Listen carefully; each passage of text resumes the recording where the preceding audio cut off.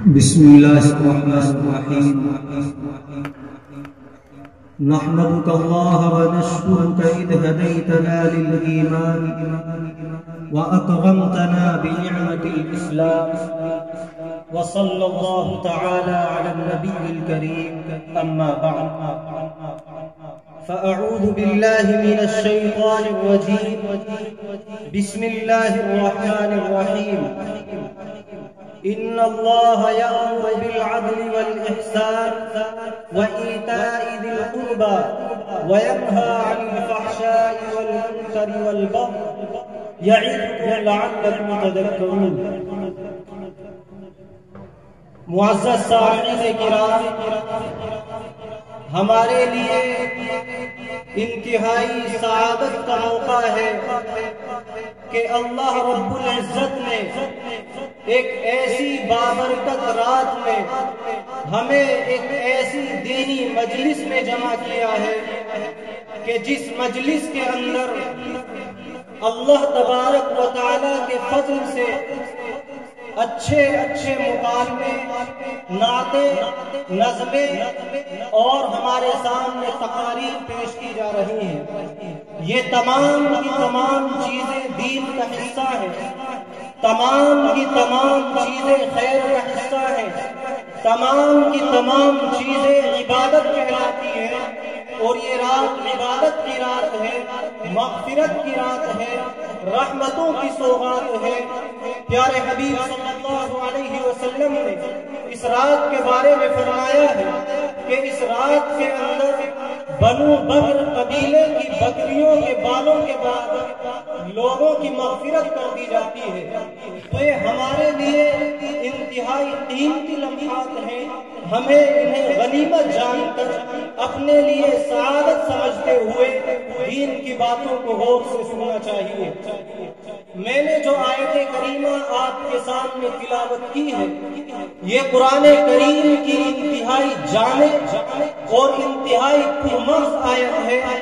اس آیت کریمہ کی فضیلت کے لیے یہ کافی ہے کہ حضرت اکثر ابن سیفی اس آیت کو سن کر ایمان لائے. وہ اپنی قوم کے سردار تھے. انہوں نے پیارے حبیب صلی اللہ علیہ وسلم کے بارے میں سنا کہ ایک شخص مکے کے اندر ایسا آیا ہے جو نبوت کا دعویٰ کرتا ہے، حق کی دعوت دیتا ہے، لوگوں کو پارے مذلت میں نکال کر سریا کے اوجے کمال تک پہنچاتا ہے، وہ ہدایت کے نور تک لے کر جاتا ہے. جب اس کے بارے میں اس شخص کو پتہ چلا، حضرت اکثر ابن سیفی کو پتہ چلا جو اس وقت مسلمان نہیں ہوئے تھے، تو انہوں نے اپنی قوم کے لوگوں سے مشورہ کیا کہ میں مدینے کے اندر جس کا چرچا سن رہا ہوں، حقیقت میں جو مکے کے اندر پیدا ہوا ہے، میں اس سے ملنا چاہتا ہوں. وہ کون ہے؟ میں اسے دیکھنا چاہتا ہوں. روایت کے اندر آتا ہے کہ ان کی قوم کے لوگوں نے مشورہ دیا کہ آپ بڑے ہیں، آپ کے لیے مناسب نہیں ہے کہ آپ وہاں جا کر ملے، اس لیے بہتر یہ رہے گا کہ میں ان کی خبر لے لیتا ہوں، ان کے بارے میں جانکاری حاصل کر لیتا ہوں. تو اکثر ابن سیفی نے 2 آدمیوں کو مقرر کیا اور ان سے کہا کہ جاؤ اور ان سے 2 باتیں پوچھنا. من انتا، آپ کون ہیں؟ ما انتا، آپ کیا ہیں؟ لہذا اس قوم کے 2 لوگ آپ صلی اللہ علیہ وسلم کی خدمت میں حاضر ہوتے ہیں اور انہوں نے آپ صلی اللہ علیہ وسلم کی خدمت میں حاضر ہو کر عرض کیا، من انتا، آپ کون ہیں؟ پیارے حبیب صلی اللہ علیہ وسلم نے ارشاد فرمایا، محمد بن عبداللہ، کہ میں عبداللہ کا بیٹا ہوں، میرا نام محمد ہے. پھر سوال کیا گیا، ما انتا، آپ کیا ہیں؟ تو پیارے حبیب صلی اللہ علیہ وسلم نے جواب دیا، میں اللہ کا رسول ہوں. اس کے بعد آپ صلی اللہ علیہ وسلم نے یہ آیت تلاوت کی جو میں نے شروع میں آپ کے سامنے پڑھی ہے، ان اللہ یأمر بالعدل والإحسان وإیتاء ذی القربى وینہی عن الفحشاء والمنکر والبغی یعظکم لعلکم تذکرون. اس آیت کی تعلیمات کو لے کر جب وہ 2 لوگ اس سردار کی خدمت میں حاضر ہوئے اور سارا ماجرا اس کو سنایا، تو اس نے کہا کہ یہ شخص اچھے اخلاق کی تعلیم دیتا ہے، یہ شخص برائیوں سے روکتا ہے، ہدایت کی تعلیم دیتا ہے، اس لیے آپ بالکل توقف نہ کریں اور جائیں اور مسلمان ہو جائیں، تاکہ آپ کسی کے تابع بن کر نہ رہ جائیں، سب سے مقدم آپ رہیں۔ وہ بھی مسلمان ہوئے اور ان کا سردار بھی اس آیت کی وجہ سے مسلمان ہوا۔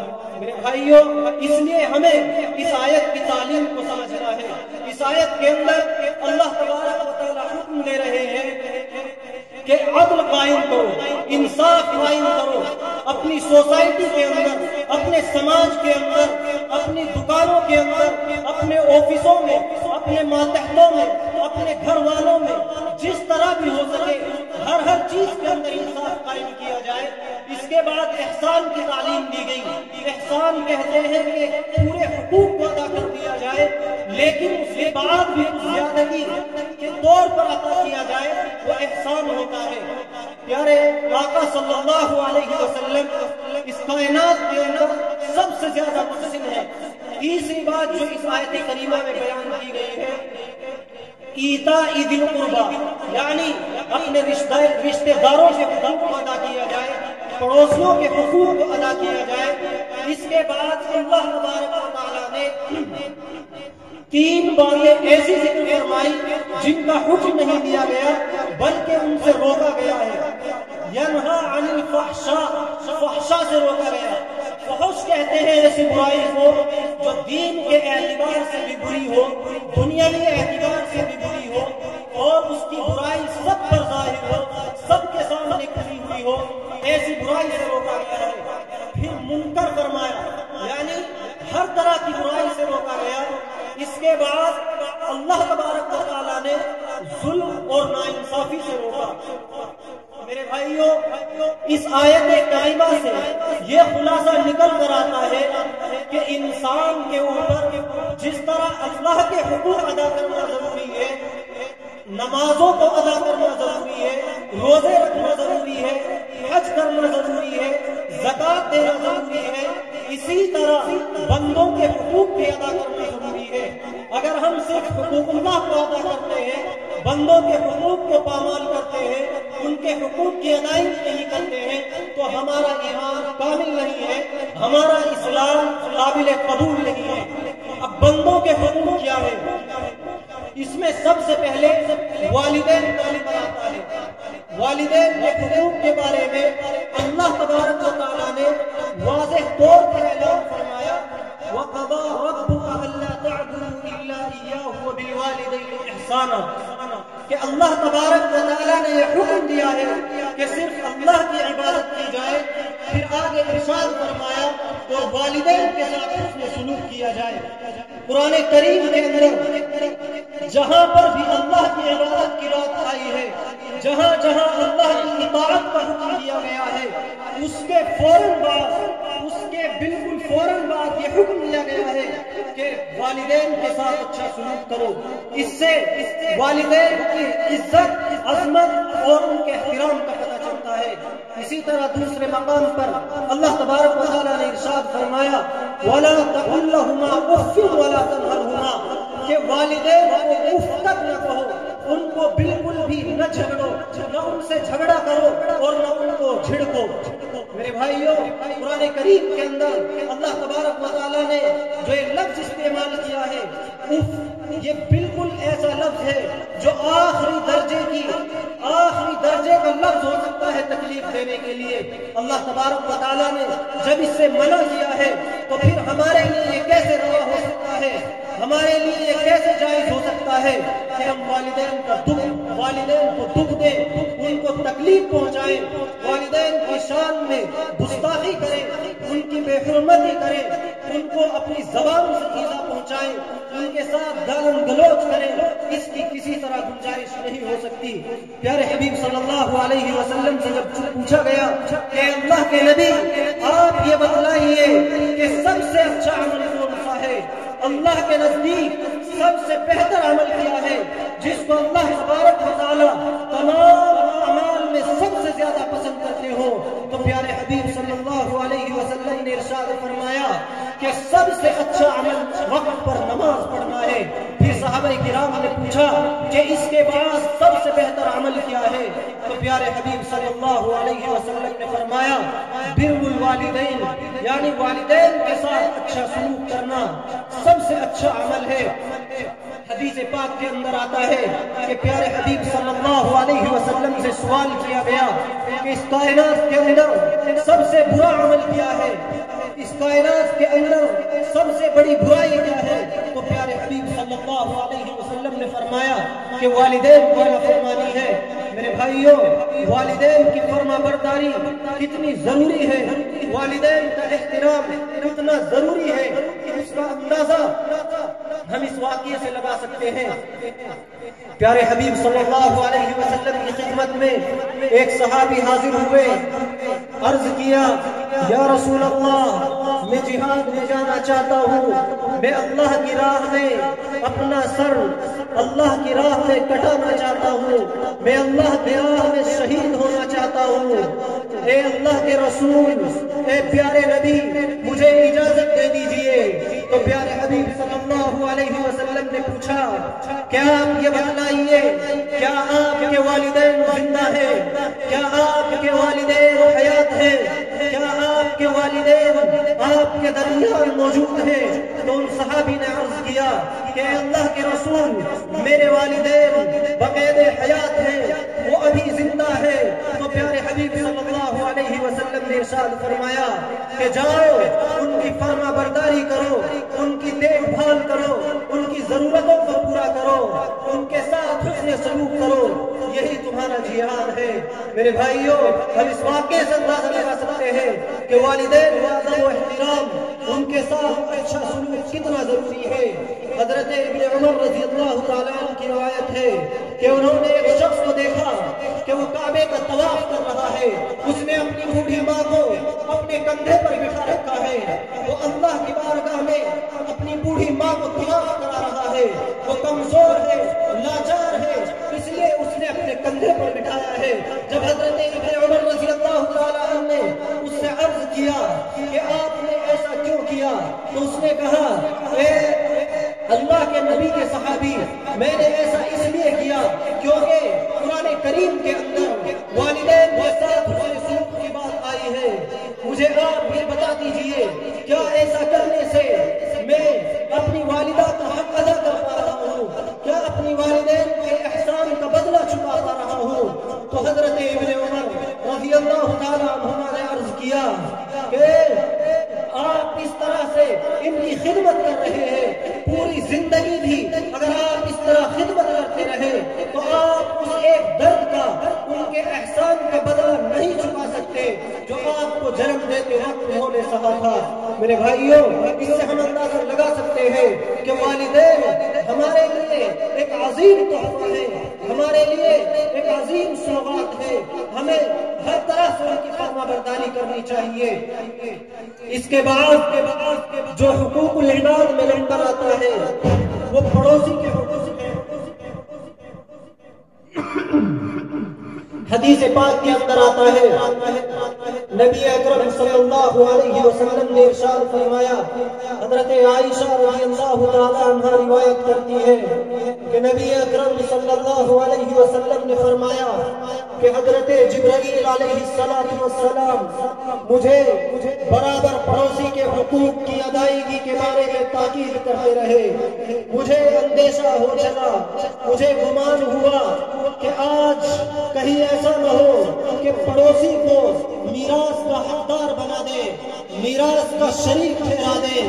وہ اس طرح سے پڑوسی کے حقوق کی ادائیگی کی اللہ کے نبی کے سامنے تاکید فرما رہے تھے کہ اس کو اتنے مؤکد انداز میں اور اتنی بار بیان فرمایا، پیارے حبیب صلی اللہ علیہ وسلم کو ایسا لگنے لگا کہ کہیں ایسا نہ ہو کہ پڑوسی کو میراث میں حصہ دیا جانے لگے۔ میرے بھائیوں، حدیث پاک کے اندر آتا ہے پیارے حبیب صلی اللہ علیہ وسلم نے ارشاد فرمایا، واللہ لا یؤمن، واللہ لا یؤمن، واللہ لا یؤمن، قیل من یا رسول اللہ۔ پیارے حبیب صلی اللہ علیہ وسلم نے 3 مرتبہ قسم کھا کر فرمایا، خدا کی قسم وہ شخص مومن نہیں ہے، وہ شخص مومن نہیں ہے۔ قسم وہ شخص مومن نہیں ہے۔ سوال کیا گیا کہ اللہ کے رسول کون ہے وہ شخص؟ تو اللہ کے نبی صلی اللہ علیہ وسلم نے ارشاد فرمایا کہ جس کے شر سے اس کا پڑوسی محفوظ نہ ہو، ایسا شخص مومن نہیں ہو سکتا۔ آج ہم اندازہ لگائیں کہ پڑوسیوں کے ساتھ ہمارے کیا حقوق ہے، پڑوسیوں کو ہم کس طرح سے ان کے سامنے پیش آتے ہیں، ہمارا ان کے ساتھ کیسا برتاؤ ہے، کیسا رہن سہن ہے۔ میرے بھائیوں، حدیث پاک کے اندر آتا ہے لا يدخل الجنة قاطع، کہ رشتے ناطے توڑنے والا جنت میں داخل نہیں ہو سکتا۔ لیکن آج دیکھنے میں آتا ہے کہ پڑوسیوں سے رشتہ ناطہ توڑا جاتا ہے، ان سے بغض رکھا جاتا ہے، ان سے حسد رکھا جاتا ہے۔ پیارے حبیب صلی اللہ علیہ وسلم کے سامنے ایک واقعہ پیش کیا گیا کہ اللہ کے نبی، ایک عورت ہے جو کثرت سے عبادت کرتی ہے، تہجد پڑھتی ہے، رات دن فرائض نوافل میں مشغول رہتی ہے، لیکن پڑوسیوں کو تکلیف پہنچاتی ہے، اس کا کیا حکم ہے؟ تو پیارے حبیب صلی اللہ علیہ وسلم نے ارشاد فرمایا ہی فی النار، وہ جہنمی ہے، اس کا ایمان، اس کا اعمال، اس کا کوئی بھی عمل، اس کے نیک اعمال اور اس کا کوئی کار خیر اس کے کام آنے والا نہیں ہے، وہ جہنم میں جائے گی کیونکہ وہ پڑوسی کو تکلیف پہنچاتی ہے۔ میرے بھائیوں، پڑوسی کا ادب و احترام اور پڑوسی کے لیے اچھا سلوک کتنا ضروری ہے، ہم اس کا اندازہ حضرت ابن عمر رضی اللہ تعالی عنہما کے اس واقعے سے لگا سکتے ہیں۔ ان کے گھر پر قربانی کی گئی تو اس میں سے ایک حصہ انہوں نے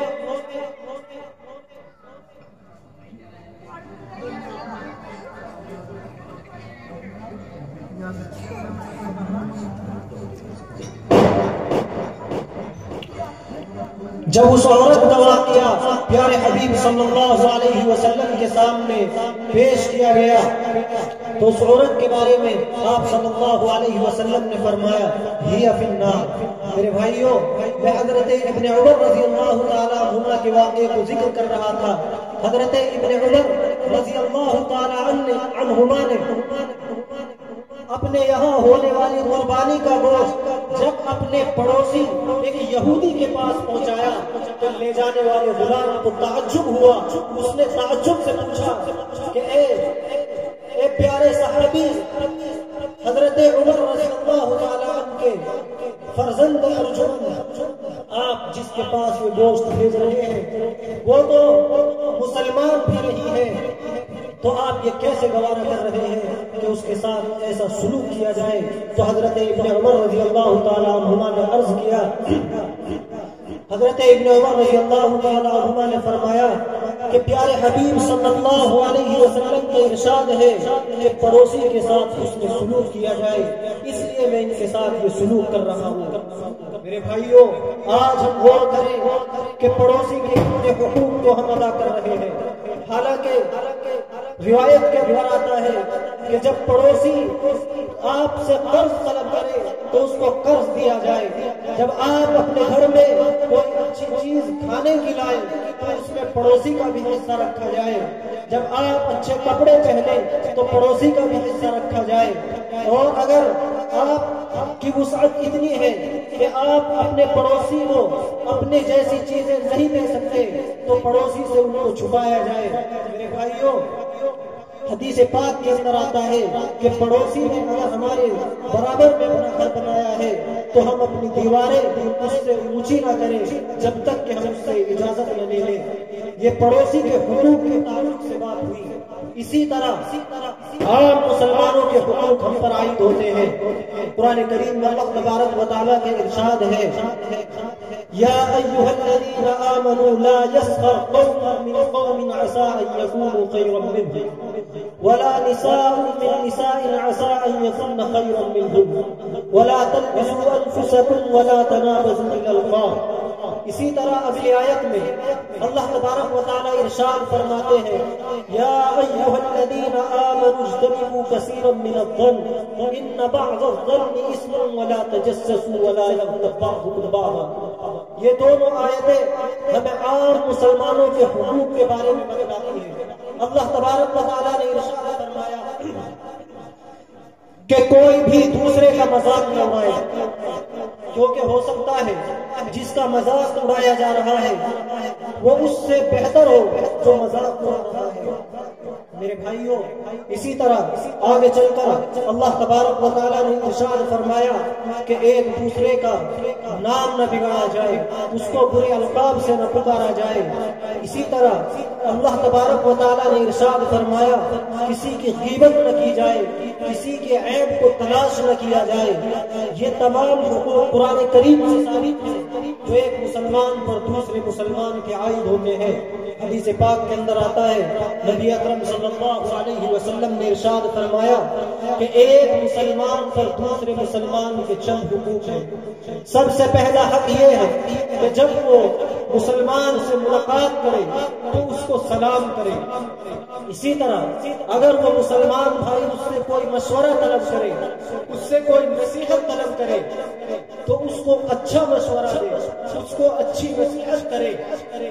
اسی طرح ایک مسلمان کا دوسرے مسلمان پر یہ بھی حق ہے کہ جب اس کو چھینک آئے اور وہ الحمدللہ کہے تو اس کے جواب میں یرحمک اللہ کہے۔ اسی طرح اگر وہ بیمار ہو جائے تو اس کی مزاج پرسی کرے، اس کی عیادت کرے۔ روایت کے اندر آتا ہے کہ جب بندہ کسی بیمار کو دیکھنے کے لیے جاتا ہے تو فرشتے اس کے ساتھ رہتے ہیں، اس کی حفاظت میں رہتے ہیں۔ اللہ تبارک و تعالیٰ کی رحمت اس پر سایہ فگن رہتی ہے۔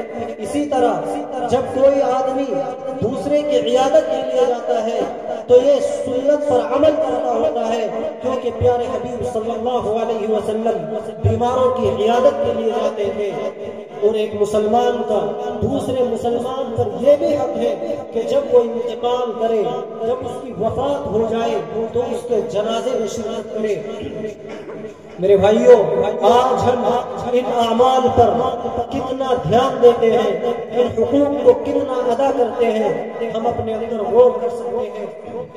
ہم سلام میں پہل نہیں کرتے، حالانکہ حدیث پاک کے اندر آتا ہے کہ سلام میں پہل کرنے والا تکبر سے بری ہے۔ یعنی اگر کوئی سلام میں پہل کر رہا ہے اس کا مطلب یہ ہے کہ اس کے اندر تکبر نہیں ہے۔ یہ بنیادی حقوق جو ہمارے اوپر مسلمانوں کے عائد ہوتے ہیں میں نے آپ کے سامنے عرض کیے ہیں۔ اس کے علاوہ اللہ تبارک و تعالیٰ کی جانب سے بے شمار ایسی آیتیں ہیں جو ان حقوق کو بتلاتی ہیں۔ کہیں جامع طور پر بیان کیا گیا ہے، کہیں مختلف انداز میں بیان کیا گیا ہے۔ ایک جامع معنی صورت اللہ تبارک و تعالیٰ نے قرآن کریم کے اندر نازل فرمائی ہے، سورۃ العصر۔ اس کے اندر حقوق اللہ کی بھی تاکید ہے، حقوق العباد کی بھی تاکید ہے۔ گویا کہ یہ ایک کامیاب زندگی کا عظیم تحفہ ہے، کامیاب زندگی کی عظیم سوغات ہے۔ اگر ہم اس میں بتائے گئے اصولوں پر عمل کرتے ہیں تو ہماری کامیابی کی ضمانت ہے۔ اللہ تبارک و تعالی فرماتے ہیں والعصر ان الانسان لفی خسر الا الذین آمنوا وعملوا الصالحات وتواصوا بالحق وتواصوا بالصبر۔ اس سورت کے اندر اللہ تبارک و تعالیٰ نے زمانے کی قسم کھائی ہے۔ میرے بھائیوں، زمانے کی قسم کیوں کھائی ہے؟ کیونکہ اللہ تبارک و تعالیٰ ہمیں زمانے کی اہمیت بتانا چاہتا ہے، زمانے کی عظمت کو ہمارے دلوں میں اتارنا چاہتا ہے۔ کیونکہ جو کچھ عمل ہم کرتے ہیں، جو کچھ اعمال ہم اس دنیا کے اندر انجام دیتے ہیں، وہ سب کے سب کسی نہ کسی وقت میں ہوتے ہیں۔ اگر اس وقت کو ہم صحیح سے استعمال کرتے ہیں، اللہ کی عبادت میں گزارتے ہیں، حقوق اللہ اور حقوق العباد کی ادائیگی میں ہم ان کو صرف کرتے ہیں، تو ہم گویا کہ وقت کی قدر کر رہے ہیں۔ اور اگر ہم لا یعنی امور میں اپنے اوقات کو ضائع کرتے ہیں تو ہم پھر وقت کی قدر نہیں کر رہے ہیں۔ اسی لیے امام شافعی علیہ الرحمہ نے فرمایا ہے کہ اگر اس مختصر سی صورت کے اندر غور کر لیا جائے اور پورے قرآن کریم کے اندر صرف یہی ایک صورت اتار دی جاتی تو تمام مسلمانوں کے لیے، تمام انسانوں کی رہنمائی کے لیے، ہدایت کے لیے اور ان کی کامیابی کے لیے یہ اکیلی صورت کافی تھی۔ ایسا اس صورت کے اندر کیا ہے جو اس کے بارے میں بیان کیا گیا؟ میرے بھائیوں، سب سے اہم چیز اس کے اندر وقت کو بتایا گیا۔ وقت کی قسم کھا کر اس طرف توجہ دلائی گئی کہ اگر آپ زندگی میں کامیاب ہونا چاہتے ہیں تو وقت کی قدر کرنی ہوگی، کیونکہ یہی وقت ہے جس کی قدر کرنے والے ثریا کے اوج کمال پر پہنچے۔ اگر اس وقت کو پہچان کر اس پر عمل کیا جائے تو پھر انسان کفر و ضلالت اور گمراہی سے نکل کر ایمان کی روشنی میں آتا ہے۔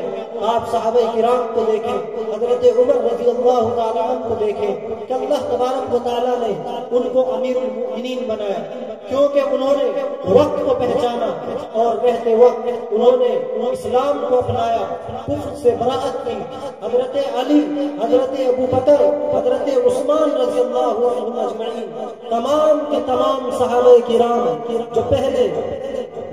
جو پہلے اسلام پر نہیں تھے، لیکن اللہ تبارک و تعالیٰ نے انہیں توفیق دی اور انہوں نے وقت کو پہچانا اور وہ اسلام کے اندر داخل ہوئے، اسلام کی تبلیغ کی، تو اللہ تبارک و تعالیٰ نے دنیا کے اندر ہی انہیں رضی اللہ عنہ ورضوا عنہ کا مجدہ سنایا۔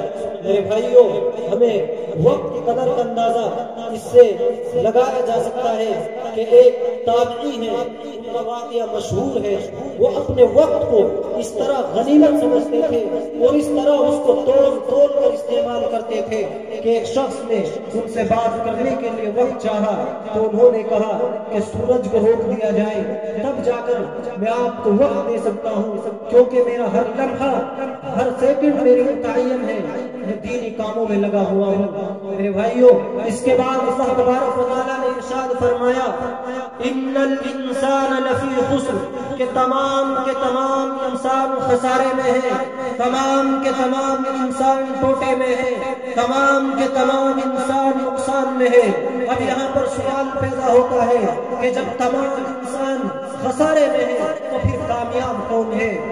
اس کے بعد اللہ تبارک و تعالیٰ نے 4 چیزیں بتلائی ہیں، جو ان چاروں پر عمل کرے گا وہ کامیاب ہوگا، وہ بامراد ہوگا، اور جو ان پر عمل نہیں کرے گا وہ ناکام ہوگا، خسارے میں ہوگا۔ وہ 4 چیزیں کیا ہیں؟ ان میں سب سے پہلی چیز الا الذین آمنوا، سب سے پہلی چیز ایمان ہے، کیونکہ ایمان کے بغیر کوئی عمل قابل قبول نہیں ہے۔ اگر ہم اللہ کو ایک نہیں مانتے، اس کی کتابوں پر ایمان نہیں لاتے، اس کے فرشتوں پر ایمان نہیں لاتے، قیامت کے دن پر ایمان نہیں لاتے، اس کے رسولوں پر ایمان نہیں لاتے، تو پھر چاہے ہم کچھ بھی خیر کریں، چاہے کتنے ہی صدقات اور زکوٰۃ ہم ادا کرتے رہیں، ہم چاہے کتنے ہی بھلے کام کرتے رہیں، ہم اللہ کی بارگاہ میں قبول نہیں ہو سکتے، ہمارے اعمال کا ہمیں اچھا نتیجہ نہیں مل سکتا، کیونکہ ایمان نہ لانا اللہ کے ساتھ بغاوت ہے، اور باغی سے راضی نہیں ہوا جاتا، اس کے عمل کو قبول نہیں کیا جاتا۔ آپ کسی ملک کے اندر اگر رہتے ہیں اور وہاں کی حکومت کے ساتھ بغاوت کرتے ہیں، اس کے قانون کی پاسداری نہیں کرتے ہیں، تو آپ چاہے کتنے ہی بھلے کام کرتے ہو، آپ کو ملک سے نکال دیا جائے گا، دیش دروغ کا کیس آپ پر ڈال دیا جائے گا۔ میرے بھائیوں، اسی طرح ایمان نہ لانا اللہ سے بغاوت ہے، اللہ سے دشمنی ہے، اس لیے ایمان کے بغیر کوئی عمل قابل قبول نہیں۔ اس کے بعد دوسری چیز وعملوا الصالحات ہے، یعنی نیک عمل۔ دوسرا کام نیک عمل ہے، اور نیک عمل صرف نماز پڑھنا نہیں ہے، صرف روزہ رکھنا نہیں ہے، صرف زکوٰۃ دینا نہیں ہے، بلکہ جس عمل کے بارے میں بھی قرآن کریم کے اندر ثواب کی بات کی گئی ہے، قرآن کریم کے اندر اس پر کسی اچھی چیز کا وعدہ دیا گیا ہے، وہ نیک عمل کہلاتا ہے۔ اسی طرح اگر قرآن کریم کے اندر کسی عمل کے بارے میں وعید آئی ہے، عذاب کی وعید آئی ہے، تو وہ برائی کہلاتی ہے۔ میرے بھائیوں، اس لیے دوسروں کے ساتھ نرمی سے پیش آنا، خندہ پیشانی سے پیش آنا، دوسروں کو تکلیف نہ دینا، یہ بھی ایک عمل ہے۔ حدیث پاک کے اندر آتا ہے المسلم من سلم المسلمون من لسانہ ویدہ، کہ مسلمان وہ ہے جس کے ہاتھ اور زبان سے دوسرے مسلمان محفوظ رہے۔ آج ہم اپنے اندر غور کریں کہ کس کس طرح سے ہم دوسروں کو تکلیف دیتے ہیں۔ ہمارے ہاتھ اور زبان سے دوسرے مسلمان کہاں تک محفوظ ہیں؟ کبھی تو ہم اپنی زبان سے کسی کی غیبت کرتے ہیں، کبھی کسی پر الزام لگاتے ہیں، کبھی کسی پر بہتان رکھتے ہیں۔ میرے بھائیوں، یہ زبان ایسی چیز ہے کہ جس کے بارے میں آتا ہے کہ تلوار کا زخم بھر جاتا ہے، لیکن زبان سے اگر کسی کو تکلیف پہنچائی جائے تو اس کا زخم ہمیشہ بھرا رہتا ہے۔ اس لیے حدیث پاک کے اندر آیا کہ مسلمان، پکا مسلمان اور حقیقی مسلمان، کامل مومن وہی ہے جس کے ہاتھ اور زبان سے دوسرے مسلمان محفوظ رہے۔ اس کے بعد تیسرا کام جو اس سورت کے اندر اللہ تبارک و تعالیٰ نے کامیابی کی ضمانت کے لیے ہمیں بتایا ہے، وہ یہ ہے کہ آپس میں حق کی تلقین کی جائے، ایک دوسرے کو حق کی دعوت دی جائے۔ حق کی دعوت کیا ہے؟ ایمانیات۔ سب سے پہلے دوسرے کو ایمانیات سمجھائے جائیں کہ ایمان کسے کہتے ہیں، اللہ کو ایک ماننا، اس کے انبیاء پر ایمان رکھنا۔ اسی طرح عقائد، اس میں چاہے وہ عقیدہ نبوت کے تعلق سے ہو کہ آپ صلی اللہ علیہ وسلم آخری نبی ہیں، ان کے بعد کوئی نبی نہیں آ سکتا۔ اگر ان کے بعد کوئی نبوت کا دعویٰ کرتا ہے تو وہ جھوٹا ہے، کذاب ہے، دجال ہے۔ اس لیے عقیدہ بھی ہمارے ذہنوں میں ہونا چاہیے۔ اس کے بعد جو چوتھی چیز اللہ تبارک و تعالیٰ نے اس سورت کے اندر بیان فرمائی وہ ہے صبر۔ یعنی جب ہم حق کی دعوت دیں گے تو عموماً یہ دیکھنے میں آتا ہے کہ مصیبتیں پیش آتی ہیں، تکلیفیں اور آزمائشیں آتی ہیں، تو اللہ تبارک و تعالیٰ نے چوتھی چیز جو ذکر فرمائی وہ ہے صبر کرنا، تمام مصیبتوں پر صبر کرنا۔ صبر کے معنی آتے ہیں رکنے کے، اب اس کے اندر معصیت سے رکنا بھی شامل ہے۔ اسی طرح دوسرے اگر ہم پر ظلم کر رہے ہیں اور ہم کو ستا رہے ہیں تو قرآن کریم کے اندر آتا ہے جتنا جو ظلم کرتا ہے آپ بھی اس سے بدلہ لے سکتے ہیں، لیکن بہتر طریقہ اور حسن سلوک کا تقاضا یہ ہے کہ اس کو معاف کر دیا جائے۔ میرے بھائیوں، اس سورت کے اندر یہ چار چیزیں ہمیں نسخہ کیمیا کے طور پر بتائی گئی ہیں کہ اگر ہم نے ان چار چیزوں پر عمل کر لیا تو ہم کامیاب ہیں، ورنہ صاف اعلان ہے کہ تمام کے تمام انسان خسارے میں ہیں اور نقصان میں ہیں۔ اب تک میری باتوں کا خلاصہ یہ ہوا ہے کہ سب سے پہلے ہمیں حقوق اللہ پر دھیان دینا ہے۔ اللہ کے جو حقوق ہیں، نماز، روزہ، زکوٰۃ، حج، ان کی ادائیگی کی جائے۔ اس کے بعد سب سے اہم چیز حقوق العباد ہے۔ حقوق العباد میں نے سب سے پہلے والدین کے حقوق کو ذکر کیا کہ والدین کے حقوق کی ادائیگی کی تاکید قرآن کریم میں جا بجا موجود ہے۔ اس کے بعد حدیث پاک کا حوالہ پیش کیا کہ پیارے حبیب صلی اللہ علیہ وسلم نے سب سے بہتر عمل بر الوالدین یعنی والدین کے ساتھ حسن سلوک کو بیان کیا۔ اس کے بعد عام مسلمانوں کے حقوق کو بتایا گیا کہ ایک مسلمان کے دوسرے مسلمان پر 6 حقوق ہیں، ان میں سلام کرنا، اسی طرح اگر کوئی دعوت کرے اس کی دعوت کو قبول کرنا، اس کے چھینکنے پر الحمدللہ کہنے کے جواب میں یرحمک اللہ کہنا، اسی طرح اس کی عیادت کرنا، اور اگر وفات پا جائے تو اس کے جنازے میں شرکت کرنا۔ اس کے بعد پڑوسیوں کے حقوق کو ذکر کیا گیا جس میں سر فہرست یہ تھا کہ پڑوسی کو کسی بھی طرح کی تکلیف نہ دی جائے۔ میرے بھائیوں، حقوق العباد کے ضمن میں ہی یہ اصول بھی بیان کیا گیا کہ صرف چند اعمال کو ادا کر لینے سے ہمیں کامیابی ملنے والی نہیں ہے، بلکہ اللہ تبارک و تعالیٰ نے کامیابی کا جامع نسخہ ہمیں قرآن کریم کی انتہائی مختصر صورت کے اندر ایک عظیم تحفے کے طور پر پیش کیا ہے۔ اس میں سب سے پہلے وقت کی اہمیت کو بتایا گیا کہ وقت کو بہت ہی تول کر، بہت ہی سوچ سمجھ کر نیک کاموں میں صرف کیا جائے، لا یعنی امور سے بچا جائے۔ حدیث پاک کے اندر آتا ہے من حسن اسلام المرء ترکہ ما لا یعنیہ، کہ اسلام کے اچھا ہونے کی علامت یہ ہے کہ وہ لا یعنی امور سے پرہیز کرے۔ میرے بھائیوں، دوسرے نمبر پر بتایا گیا کہ تمام انسان خسارے میں ہیں، صرف 4 کام کرنے والے کامیاب لوگ ہیں۔ ان 4 کاموں میں پہلے ایمان ہے، دوسرے نمبر پر نیک اعمال ہے، تیسرے نمبر پر تلقین کرنا ہے عقائد کی، حق کی تلقین کرنا ہے، ایک دوسرے کو حق پہنچانا ہے، اور چوتھے نمبر پر صبر کرنا ہے۔ میں نے اپنی بات شروع کرنے سے پہلے جو آیت تلاوت کی تھی اس میں وَيَنْهَا عَنِ الْفَحْشَاءِ وَالْمُنكَرِ کے الفاظ ہے، جس میں فحش سے روکا گیا ہے۔ فحش کے معنی کھلی برائی کے ہیں، کھلی بے حیائی کے ہیں۔ میرے بھائیوں، دیکھنے میں آتا ہے اور ایک یہ وبا عام ہوتی جا رہی ہے کہ ایک کھلی بے حیائی اور برائی 14 فروری میں یہ کی جاتی ہے کہ ویلنٹائن ڈے کے نام سے ایک دن منایا جاتا ہے جو انتہائی ایک فحش تاریخ پر مبنی ہے۔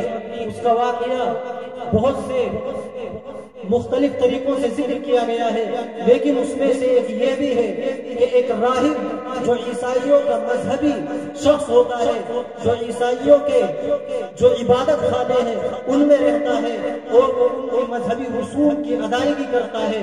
اسی طرح ان کے یہاں مذہبی ایک عورت بھی ہوتی ہے جو وہ بھی ان کے عبادت خانے میں رہتی ہے، چرچ میں رہتی ہے۔ ان کی کتابوں کے مطابق، ان کی اصول کے مطابق ان کا آپس میں نکاح کرنا، شادی کرنا ناجائز ہے، یعنی وہ شادی نہیں کر سکتے، وہ بغیر شادی کے رہتے ہیں۔ لیکن اس شخص کا نام جو ایک پادری تھا ویلنٹائن تھا۔ اس ویلنٹائن نے یہ کیا کہ جو اس عبادت خانے کے اندر، اس چرچ کے اندر ایک راہبہ رہتی تھی، ایک نن رہتی تھی، اس نے اس کے ساتھ مکالمہ کیا، اس سے شادی کی اور اپنی محبت کا ڈھونگ اس کے سامنے رچایا۔ تو اس کی سزا کے طور پر لوگوں نے اس کو سولی پر چڑھا دیا اور اس کو یہ سزا دی گئی کیونکہ قانونی طور پر یہ جرم تھا۔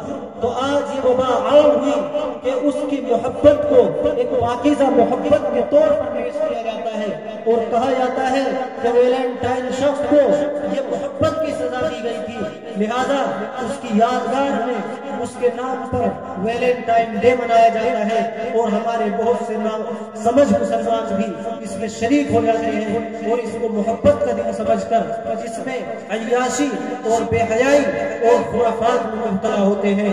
میرے بھائیوں، یہ تمام باتیں جو آپ کے سامنے عرض کی گئی ہیں، ان کا خلاصہ یہ ہے کہ ہمیں اللہ کے بتائے ہوئے راستے پر چلتے ہوئے حقوق اللہ اور حقوق العباد کو ادا کرنا ہے، تب جا کر ہم اپنی زندگی میں کامیاب ہو سکتے ہیں۔ میں نے ایک آپ کے سامنے سب سے پہلے جب اپنی بات کو شروع کی تھی اور جو حدیث پاک آپ صلی اللہ علیہ وسلم کی میں نے آپ کے سامنے رکھی تھی، اس کے اندر پیارے حبیب صلی اللہ علیہ وسلم نے یہ ارشاد فرمایا تھا کہ واللہ لا یؤمن، واللہ لا یؤمن، کوئی شخص مومن نہیں ہو سکتا۔ یہ اتنی تاکید اس شخص کے لیے کی گئی تھی کہ جس کے شر سے اس کا پڑوسی محفوظ نہ ہو۔ تو آج خاص طور سے ہمیں اس بات پر دھیان دینا ہے کہ اپنے پڑوسیوں کے حقوق کی ادائیگی کا خیال رکھنا ہے۔ میرے بھائیوں، دعا فرمائے کہ اللہ تبارک و تعالی ہمیں ان چند باتوں پر عمل کرنے کی توفیق عطا فرمائے۔ وآخر دعوانا الحمدللہ رب العالمین۔